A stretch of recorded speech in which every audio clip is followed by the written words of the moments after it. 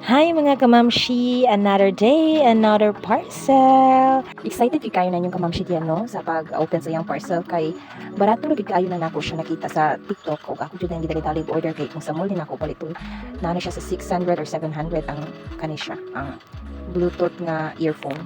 Wala gyud ko nagmahis pag-order ani mga kamamshi no kay sulit gyud kaayo siya 100 plus rin ako siya na order sa TikTok and affordable and then quality kaayo siya and handy pud kaayo siya and very nice gyud kaayo siya. Sa gusto mo order, no? Nara sa comment section ang link. Please click the yellow basket below.